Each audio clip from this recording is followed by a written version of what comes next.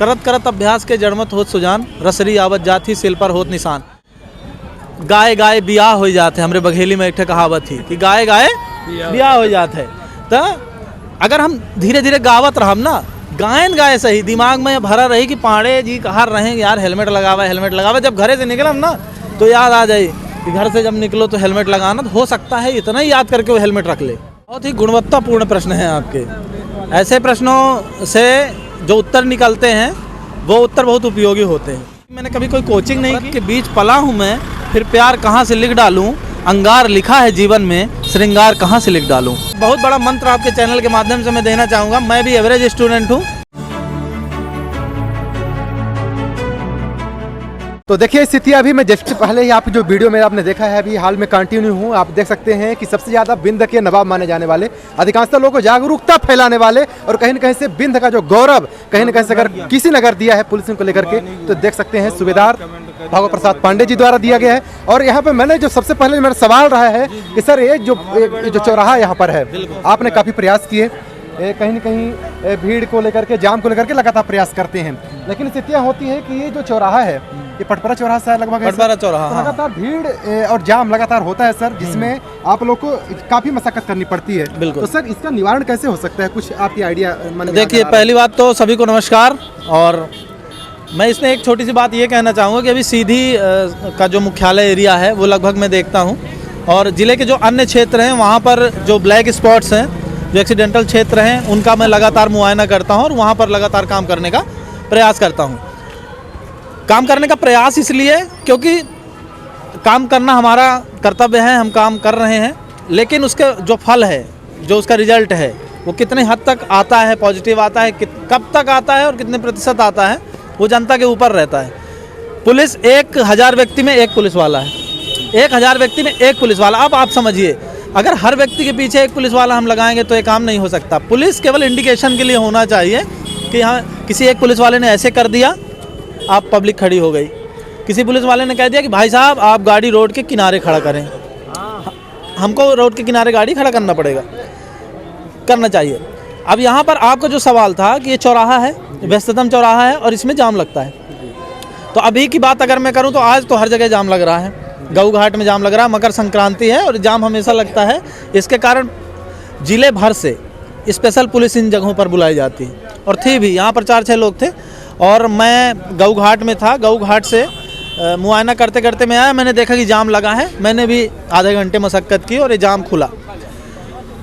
प्रथम दृष्टया जैसा कि आपका कहना है अतिक्रमण को लेकर के, है ना, तो अतिक्रमण को लेकर के पुलिस और नगर प्रशासन दोनों मिल करके सड़क का काम देखते हैं। पुलिस का काम है सड़क साफ़ सुथरी रहे, उस पर किसी भी तरह के वाहन न खड़े हों, लोग तेज़ गति से न चलें, लोग ओवरलोड न चलें, और लोग हेलमेट लगाएं, सीट बेल्ट लगाएं। इन सब चीज़ों का इन्फोर्समेंट का जो हिस्सा है वो पुलिस का है।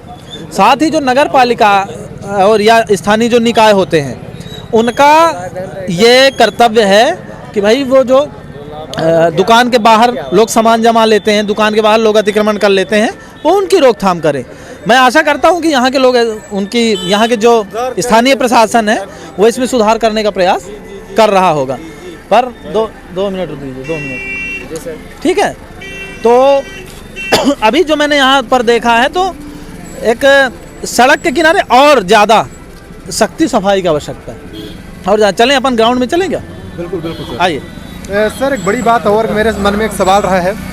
एक पिछली मैंने वीडियो की थी आपके क्षेत्र से ही, तो उसमें कई लोगों के सवाल कुछ आए थे। हाँ। कि धरातल स्थितियों की स्थितियाँ कुछ और है, हाँ। सोशल मीडिया में स्थितियाँ कुछ और है। हाँ। तो सोशल मीडिया में इस सभी बातों को उठाना, हाँ, ये इसका सर क्या मकसद रहता है? देखिए सोशल मीडिया एक बड़ा माध्यम है जी। आपने देखा होगा बहुत सी ऐसी चीज़ें होती हैं कि लोगों को पता ही नहीं होता। सीट बेल्ट के कई वीडियो आपने देखे होंगे जिसमें मैंने कहा कि भाई सीट बेल्ट कहाँ है, तो ड्राइवर ढूंढ रहा है सीट बेल्ट जी, ड्राइवर उसमें ढूंढ रहा है। एक वीडियो ऐसा भी था जिसमें ड्राइवर ने कहा कि मेरी गाड़ी में सीट बेल्ट है ही नहीं, फिर उसको मैंने बताया कि सीट बेल्ट इसको बोलते हैं, ऐसे लगाओ। एक वीडियो था जिसमें उसने स्वीकार किया है कि सीट बेल्ट जो है कैसे लगाना है मुझे आता ही नहीं, दिखा है उसमें। मैंने कहा कि सीट बेल्ट लगाओ, तो उस व्यक्ति ने बताया कि मैं 8 साल से गाड़ी चला रहा हूँ, ट्रक, ठीक है। आ जाइए। 8 साल से मैं ट्रक चला रहा हूँ और इसमें सीट बेल्ट कैसे लगता है मुझे पता नहीं। फिर मैंने उसको बताया। तो सोशल मीडिया इस तरह से उपयोगी है कि एक व्यक्ति को जब हम बताते हैं कि ये सीट बेल्ट ऐसे लगाया जाता है तो उसको लाखों लोग देखते हैं और उनको भी पता चलता है कि सीट बेल्ट ऐसे लगाया जाता है। आपको अगर अनुभव लेना हो तो मैं एक बढ़िया बात आपको बताता हूँ। अनुभव अगर आपको लेना हो तो धरातल पर उतर के गाड़ी में लोगों को रोक करके, कम से कम 10 या 15 लोगों को रोक करके आप बोलिए कि थोड़ा गाड़ी में बैठ के सीट बेल्ट लगा के दिखा दो। आप रिजल्ट देख करके आप आश्चर्य में पड़ जाएंगे। जब मैं ग्राउंड पर उतरा और मैंने ये चीज़ें देखी तो मुझे बड़ा आश्चर्य हुआ। मैं जब किसी को बोलता था कि सीट बेल्ट लगा लो भाई, तो वो ऐसे ऐसे नहीं खींचता सीट बेल्ट, ऐसे करेगा, ऐसे लेगा, ऐसे, और फिर उसको ऐसे करेगा। आपने भी देखा होगा कई ऐसे वीडियो। आपकी वीडियो में देखा हूँ कई बार। नहीं, दूसरे लोग भी डालते हैं तो उसमें भी दिखता है। ठीक है, तो उसमें ऐसे किया और नीचे से लगा के बोला हाँ लग गया सीट बेल्ट। एक आपने बाबा जी का वीडियो देखा होगा जिन्होंने कहा कि महाकाल जब चाहेंगे तभी होगा। उसमें जो ड्राइवर था उनके बगल में, उसको मैंने बोला तो उसने सीट बेल्ट ऐसा ही लगाया था। उस समय बाबा जी पे मेरा ध्यान था। सर एक फोटो दीजिए प्लीज़, इंटरव्यू हो रहा है, खत्म कर दीजिए। तो मेरा ध्यान तो बाबा जी पे था। बाबा जी से मैं निवेदन कर रहा था कि आप लगा लीजिए, तो मैं ध्यान नहीं दे पाया। बाद में कमेंट आए तो मैंने ध्यान दिया। उस आदमी ने सीट बेल्ट यहाँ से लगा रहा था। इसके अलावा सीट बेल्ट के संबंध में कुछ लोगों को भ्रांति है कि सीट बेल्ट हम लगाएंगे तो हमारा कपड़ा ख़राब हो जाएगा। जबकि अगर आप महीनों सीट बेल्ट यूज ना करें, महीनों अगर आप सीट बेल्ट यूज ना करें तब थोड़ा धूल जमती है उसमें, उसको ऐसे झटक दो। सीट बेल्ट को खाली आप ऐसे झटक दो, उसकी पूरी धूल, उसका जो मटेरियल है इस तरह से बना हुआ है कि उसमें जो प्लास्टिक जो उसमें रहता है, ठीक है, साथ में कपड़े का पूरा मिक्सअप है, नायलॉन जिसको बोलते हैं हम। नायलॉन का बहुत ही उत्तम प्रयोग उसमें होता है, बहुत ही मजबूत होता है, बहुत ही चिकना होता है, इतना चिकना कि उसकी जो धूल होती है, वो जो धूल होती है उसमें वो टिक ही नहीं पाती। अब ये कब मुझे पता चला? ये मुझे पता चला जब मैंने लोगों को समझाना चालू किया। सीट बेल्ट बांधना इतना पता था, पर जब लोगों ने कहा कि ऐसा होता है तो मैंने ध्यान दिया। फिर मैंने रिसर्च की तो मुझे बहुत सारी चीज़ें पता चली कि जैसे कि उसमें कैसे काम, उसका मैकेनिज्म कैसे काम करता है। गाड़ी हमारी भिड़ेगी, उसका सेंसर ऐसा होगा, सीट बेल्ट लगा होगा तो फिर उसमें एयरबैग खुलेगा, नहीं लगा होगा तो नहीं खुलेगा। अब कुछ लोग बोले ये क्या बात हुई, एयरबैग तो खुलना चाहिए। फिर उसमें मैंने ये समझाया कि भाई सीट बेल्ट लगा होगा तब एयरबैग खुलेगा तो रक्षा करेगा। अब इसको एक एक व्यक्ति को हम समझा नहीं सकते। सोशल मीडिया में हमने ये चीज़ डाल दी, लाखों लोगों तक ये बात पहुंच गई। लाखों लोगों में मैं कहता हूँ 1000 लोग भी अगर उससे जागरूक हो गए, वीडियो देख करके उन्होंने सीट बेल्ट लगाना चालू कर दिया, तो अपना अभियान तो सफल है। अच्छा सर, एक अगर हम आपकी अगर एक जो अधिकारी लेवल या फिर आप पुलिसिंग व्यवस्थाओं से अगर हट के अगर सामाजिक स्तर की बात करूँ, जो पूरे देश में जो बातें चलती है अधिकांशतः शिक्षा को लेकर के, इसी संबंध में एक मेरा सवाल है लगभग आपसे कि सर ये जो ड्राइवर होते हैं, हाँ, लाइसेंसेबल होते हैं, तो क्या लाइसेंस लेने के बीच में क्या ऐसा कुछ खेल चलता होगा जिसके वजह से ये सीख नहीं पाते हैं या फिर ट्रेंड नहीं हो पाते हैं? ऐसा कुछ कमियां, ऐसा कुछ महसूस होता है सर? देखिए, यातायात जो मैं अगर बात करूं, लाइसेंस की जो प्रक्रिया है, बहुत सारे लोग डर करके अनुचित साधनों का उपयोग करने का प्रयास करते हैं। पर मैं जहां तक मानता हूं, और हमारा जो अभी अभियान चल रहा है सड़क जागरूकता अभियान में, उसमें भी हम एक पंपलेट देते हैं। अगर उस पंपलेट को आपने ढंग से पढ़ लिया, ठीक है, आपको सारे साइन पता हो जाएंगे, उसमें कोई इंजीनियरिंग नहीं है, कहीं कुछ नहीं है, ठीक है, उतना कर लीजिए, बेसिक चीज़ों में आपको ड्राइविंग लाइसेंस मिल जाता है। क्योंकि ड्राइविंग करना इतनी बड़ी स्किल नहीं है, वो दो तरह की स्किल होती है। एक स्किल होती है जो अपने थ्योरी बेस्ड स्किल होती है, एक प्रैक्टिकल बेस्ड स्किल होती है। जो प्रैक्टिकल बेस्ड स्किल होती है उसको किसी भी तरह के दिमाग वाला व्यक्ति सीख सकता है। थ्योरी बेस्ड में जिसका पढ़ाई लिखाई में मजबूत है, जो जिसका ध्यान है, जिसका दिमाग तेज है, केवल थ्योरी बेस्ड एक्सरसाइज वही कर सकता है। लेकिन जो प्रैक्टिकल बेस्ड है वो कोई भी कर सकता है। जैसे कि अब हमको सोने का काम सीखना है, हमको लोहे का काम सीखना है, हमको ड्राइविंग सीखना है, इस तरह की जो चीज़ें हैं, मैकेनिज्म से संबंधित चीज़ें हैं, वो सीख लेते हैं। तो इसमें ज़्यादा योग्यता की ज़रूरत नहीं होती, ठीक है। लेकिन इसमें भी कहीं ना कहीं कुछ ना कुछ कमियां तो रह जाती होंगी, इससे मुझे इनकार नहीं है। पर मैं अपील लोगों से यही करूंगा कि भाई आप जो मोटर मालिक हैं, स्पेशली आपने बहुत अच्छा सवाल ये किया है और इस सवाल से रिलेटेड एक प्रश्न, मेरी आदत है, क्षमा करिएगा, कि मुझे जहाँ मौका मिलता है तो मैं यातायात जागरूकता संबंधी चीज़ इसलिए कहता हूँ भैया कि कहीं से अगर कोई कहते हैं कि करत करत अभ्यास के जड़मत होत सुजान, रसरी आवत जाती सिल पर होत निशान। गाय गाय बियाह हो जाते, हमरे बघेली में एक कहावत थी कि गाय गाय बियाह हो जाते है। तो अगर हम धीरे धीरे गावत रहम ना, गायन गाय सही, दिमाग में भरा रही कि पांडे जी कहा रहे यार हेलमेट लगावा हेलमेट लगावा, जब घरे से निकलम ना तो याद आ जाए कि घर से जब निकलो तो हेलमेट लगाना, तो हो सकता है इतना ही याद करके वो हेलमेट रख ले। बहुत सारे लोगों को चीज़ें भूल जाती हैं। तो ड्राइवर का जो आपने पूछा, तो इसमें कम स्किल के लोगों की ज़रूरत, कम पढ़े लिखे लोगों को भी एक अच्छी स्किल्ड ड्राइवर बनने की उसमें संभावनाएं रहती हैं। पर अगर अनुचित ढंग से वो अनुचित साधनों के माध्यम से ड्राइविंग लाइसेंस प्राप्त करता है तो वो अपना भी जीवन खतरे में डालता है और दूसरों का भी डालता है। और इस पे मेरा यही कहना है कि ऐसा अगर कहीं कोई कर रहा है, मैं इसको जस्टिफाई बिल्कुल भी नहीं करता। अच्छा सर, एक और है जिसके लिए हम यहाँ पर आए थे, कई लोगों के मेरे सवाल रहे हैं कि लोगों से मैं पूछा कि हाँ भाई आए दिन जाम लगता है, तो बोले हाँ आए दिन लगता है। तो सर ऐसा कोई लेख आपकी नज़रों में ऐसा कोई किया हो संबंधित जो लोग हैं, हाँ, कि जो अतिक्रमण हटाया जा सके यहाँ का जाम, क्योंकि पुलिसिंग का जो एनर्जी है तो फालतू वेस्ट होता है, शायद अगर पॉजिटिव जगह अगर उसका अगर यूज किया जाए तो कुछ इससे बेहतर अच्छा काम किया सकता है, लेकिन प्रत्येक दिन वेस्ट होता है। इसके लिए सर वरिष्ठ अधिकारियों तक कोई ऐसा लेख किया गया हो इस तरीके? देखिए, इसमें जो है एक चीज़ होती है रोड इंजीनियरिंग। पहले चीज़ें रोड ऐसी बन गई हैं, अब आज आधुनिक युग में हर चीज़ का लेखा जोखा होता है कि रोड अगर है, चौराहा है, अगर चौराहा है तो उसमें कम से कम इतना व्यास होना चाहिए।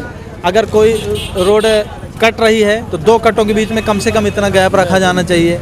वहाँ की परिस्थिति के अनुसार रोडें बन रही हैं, रोड इंजीनियरिंग के हिसाब से रोडें बन रही। पहले के ज़माने में क्या होता था, इन्होंने ज़मीन नहीं दी, उसने ज़मीन दे दी, उसकी ज़मीन से रोड बन गई, इसकी ज़मीन से रोड बन गई, 20 साल ये रोड चलती रही, बाद में वहाँ पर रोड, ये इस तरह की आप देखेंगे, ये ढलान है, यहाँ से ये रोड है, ये गया तो यहाँ से ये रोड है, ये यहाँ चली गई। दूसरी बात, मुझे तो यहाँ पर चौड़ाई में भी मुझे समझ में नहीं आ रहा कि इसमें चौड़ाई में 2 लेन आराम से आदमी जा सकता है इसमें, ठीक है। अब इसमें 2 लेन जाने के बावजूद भी 1 लेन अभी हमने जाम क्यों लगा? एक तरफ से वाहन आ रहे थे लेफ्ट से, राइट में अगर कोई वाहन वाला नहीं जाता तो जाम नहीं लगता। उसमें क्या हुआ, लेफ्ट में भी लोग थे, राइट में भी, फिर मैं खड़ा हुआ, मेरी टीम खड़ी हुई, यहाँ से लोगों को हाँकना पड़ता है। आपने एक प्रश्न पूछा था कि सोशल मीडिया कैसे उपयोगी है। सोशल मीडिया के माध्यम से जब हम आवाज़ उठाते हैं तो बहुत सारे लोगों तक एक साथ जाते हैं। अभी हमें एक एक व्यक्ति को पकड़ना पड़ता है भाई साहब, एक एक व्यक्ति को पकड़ करके बोलेंगे कि डिजायर कैसे डाल दिए। एक बहुत अच्छा शब्द है, एक बहुत अच्छा शब्द है, पता है क्या? Sorry, sorry sir, sorry sir बोल देंगे, अब वो लीपा पोती हो गई पूरी। अब हम क्या बोलेंगे उनको? इसी वजह से 1 घंटा जाम लग गया। सर कई सवाल लगभग सर के अन्य चैनलों में देखे होंगे, लेकिन मेरी व्यक्तिगत पहला सर के साथ में साक्षात्कार था और शायद अनुभव भी इतना नहीं था, लेकिन मैंने लगातार युवाओं की लगातार बात किया है और बाकी सामाजिक मुद्दों की लगातार बात किया है। अब सबसे अंतोगत सर मैं जानना चाहूँगा, जिस जगह पर आप हैं उसे कहीं न कहीं से एक बिंद के लिए एक नया नाम हासिल हुआ है और नया एक पहचान और नया एक इज्जत भी मिली है और कहीं न कहीं ये प्रभाव दिखने लगा है। तो सर ये जो आजकल के जो युवा इस स्तर तक आ रहे हैं, एक उनके लिए मैं चाहूँगा ये किस तरीके से बेहतर कार्य कर सकते हैं, और दूसरा जो लोग इस स्तर के लिए तैयारी कर रहे हैं तो वो सर कहाँ पर सुधार करके भी पहुँच सकते हैं जहाँ पर आपने प्रयास किया था? बहुत ही गुणवत्तापूर्ण प्रश्न हैं आपके। ऐसे प्रश्नों से जो उत्तर निकलते हैं वो उत्तर बहुत उपयोगी होते हैं। आपने जो प्रश्न किया है इससे रिलेटेड मैं एक चीज़ बोलना चाहूँगा कि बहुत से लोगों को शिकायत होती है कि यहाँ ये नहीं हो रहा, वहाँ वो नहीं हो रहा, ये व्यक्ति ये नहीं कर रहा, वो पोस्ट वाला ये नहीं कर रहा। अगर वो नहीं कर रहा तो वो चीज़ आप क्यों नहीं कर सकते? आप अपने आप को तैयार करिए, फील्ड में उतरिए और वो करिए जो आप चाहते हैं कि अगला आदमी करे। मुझे पुलिस से जो एक्सपेक्टेशन थी, मुझे पुलिस से जो चाहिए था, मैं सौभाग्यशाली हूँ सॉरी, मैं सौभाग्यशाली हूँ कि मुझे एक सूबेदार के रूप में काम मिला। मैंने तो यही सोचा था कि मैं एक सिपाही के रूप में अगर काम करूँगा। तो पुलिस के बारे में 1-2 चीज़ें मैं ऐड करना चाहूँगा कि एक है कि नफ़रत के बीच पला हूँ मैं, फिर प्यार कहाँ से लिख डालूँ। नफ़रत के बीच पला हूँ मैं, फिर प्यार कहाँ से लिख डालूँ। अंगार लिखा है जीवन में, श्रृंगार कहाँ से लिख डालूं। तो जो पुलिस वाला होता है, आपसे एक व्यक्ति सुबह मिलता है भाई साहब और लड़ जाता है किसी बात पे, आपका पूरा दिन खराब हो जाता है। आप बोलते हैं सुबह सुबह किसका मुंह देख लिया। ये बहुत बड़ा डायलॉग है। अरे सुबह सुबह किसका मुंह देख लिया यार, ये लड़ैया आदमी का मुंह देख लिया। जब आप लड़ैया आदमी का मुंह नहीं देखना चाहते तो पुलिस के थाने में तो साहब सुबह से शाम तक लड़ैया आदमी पहुंचते हैं। सोचिए उनका क्या होगा। तो जहाँ निगेटिव एनर्जी होती है वहाँ से थोड़ा सा तो आपको रिफ्लेक्शन आएगा। निगेटिव एनर्जी का जो क्षेत्र है, हमें अपराधी, लूट करने वाले, तरह तरह के अपराधियों से मेल मुलाकात, उसमें से थोड़ा बहुत तो वो चीज़ें छलकेंगी। तो उसको उस वे में मत लीजिए। मानव स्वभाव, ये 5 उंगली है, 5 एक तरह की नहीं होती। आपने बहुत बार सुना होगा, दीवार फिल्म है, उसमें डायलॉग आता है, हमारे पास दौलत है, शोहरत है, इज्जत है और ये है और वो है, तुम्हारे पास क्या है? तो बोलता है मेरे पास माँ है। आप सबने ताली बजाई होगी। मैंने उसके दूसरे एंगल से देखा उसको कि इसके पास माँ है और वही माँ है जो इसकी माँ है। दोनों की माँ एक है। पर एक व्यक्ति क्या करता है, एक व्यक्ति क्रिमिनल बनता है और एक व्यक्ति बनता है पुलिस वाला, ईमानदार पुलिस वाला। एक ही माँ के जब 2 बेटे एक जैसे नहीं हैं तो आप एक ही विभाग के इतने सारे लोगों को एक जैसा कैसे मान सकते हैं। तो हमारे समाज में जैसे अपराधी भी हैं, सज्जन लोग भी हैं। तो हर विभाग में, पुलिस भर में नहीं, हर विभाग में आपको आपराधिक प्रवृत्ति के व्यक्ति भी मिल जाएंगे। आपको गुस्सैल व्यक्ति मिल जाएंगे, आपराधिक प्रवृत्ति व्यक्ति मिल जाएंगे। लेकिन बड़े आश्चर्य का विषय है जो मैंने ऑब्जर्वेशन किया है कि समाज के एक समूह को अगर देखा जाए कि जहाँ एक क्षेत्र विशेष में 2000 लोग रहते हैं, उस समूह में जितने अपराधी निकल जाएंगे उतने समूह में पुलिस वाले उतने खराब नहीं निकलते। पता नहीं क्यों, ये मैंने ऑब्जर्वेशन किया। खराब का मतलब लोग खराब से कई तरह की चीज़ें लेते हैं। पुलिस से लोगों की दिक्कत रहती है कि वो उनके बोलचाल का ढंग सही नहीं रहता, बातचीत का। मुझे भी थी, मुझे भी लगता था कि यार पुलिस को और पोलाइट होना चाहिए। लेकिन मैं एक बात बता दूं आपको कि सरल होना बहुत कठिन काम है। जब आप सरल होकर किसी को समझाते हैं तो आप उसको अंदर से हील कर रहे होते हैं। अगर आप अपनी क्षमता में थोड़ा सा भी चूक गए ना तो आपका मूल उद्देश्य खत्म हो जाएगा। डंडे से हाँक देना एक बार आपको आसान हो जाएगा, डंडे से आप हाँक दिए तो एक बार आसान हो जाएगा। लेकिन प्यार से समझा के हाँकना बहुत मुश्किल काम है। लेकिन अगर आपने ढंग से प्यार से हाँक दिया तो हमेशा के लिए अब आपको कभी फिर हाँकना नहीं पड़ेगा, वो आदमी लिख जाएगा। तो इस सिद्धांत पे काम मैं करता हूँ। ये सिद्धांत मेरा प्रारंभ से रहा कि एक सामुदायिक पुलिसिंग जो मैं सुनता था कि सोशल पुलिसिंग होती है, कम्युनिटी पुलिसिंग होती है। तो जो एक कम्युनिटी पुलिसिंग होती है वो पुलिसिंग ये होती है कि जनता को ये विश्वास हो जाए कि यार ये हमारे हित के लिए बोल रहा है। जब मेरे पास कोई बंदा आता है बाएं हाथ में से हेलमेट झुला करके और सेल्फी लेता है, जाता है और बोलता है कि मैंने आपके कारण एक महंगा हेलमेट खरीदा ताकि मेरा सर सुरक्षित रहे, तब मुझे लगता है कि नहीं यार, वहाँ से एनर्जी आती है। और अगर हम अपने प्रयासों से कम अपने जीवन में एक व्यक्ति की भी जान बचा पाए तो अपन को ये लगना चाहिए कि अपना जीवन सफल हो। यही मेरा कहना है नए युवाओं के लिए। जैसा कि आपने कहा, तो यही है कि अगर आप चाहते हैं कि व्यवस्था में सुधार हो तो व्यवस्था का हिस्सा बनिए, पढ़ाई करिए, मजबूती के साथ मेहनत करिए। और एक बहुत बड़ा मंत्र आपके चैनल के माध्यम से मैं देना चाहूँगा। मैं भी एवरेज स्टूडेंट हूँ, 65% 70% के बीच वाला, कोई टॉपर नहीं हूँ। और मैंने जो मेहनत की, मैंने कभी कोई कोचिंग नहीं की। ऐसा नहीं है कि मैं करना नहीं चाहता था, पर परिस्थितियाँ ऐसी थी कि मैं कोचिंग नहीं कर पाया। कांस्टेबल में मैं भर्ती हुआ। कांस्टेबल भर्ती होने के बाद जब तक कांस्टेबल में भर्ती नहीं हुआ तो मुझे लगता था अरे बाप रे, सरकारी नौकरी कैसे मिल सकती है, मिल ही नहीं सकती। नहीं, मैं तो कहीं ऐसा कुछ देखूंगा। लेकिन जब कांस्टेबल हुआ मुझे कहा अरे बाप रे क्या बात है, ये तो हो सकता है। ट्रेनिंग में गया, ट्रेनिंग में मैंने लोगों को देखा कि अरे यार ये तो हमारे जैसे लोग हैं, सेंस ऑफ ह्यूमर भी इनका उतना ही है, ठीक ठाक है। ये जब सब इंस्पेक्टर बन गए तो मैं क्यों नहीं बन सकता। मैंने 4 बार रिटर्न निकाला है, 4 बार। पहली बार मेरा पैर फ्रैक्चर हुआ, दूसरी तीसरी बार मेरा इंटरव्यू में कम नंबर रहे। फिर इसके बाद मैंने खुद से बच्चों को पढ़ाना चालू किया, दूसरों को पढ़ाना चालू किया। वहाँ से मेरी अच्छी खासी रिवीजन हो गई और चौथी बार में मुझे सफलता मिल गई।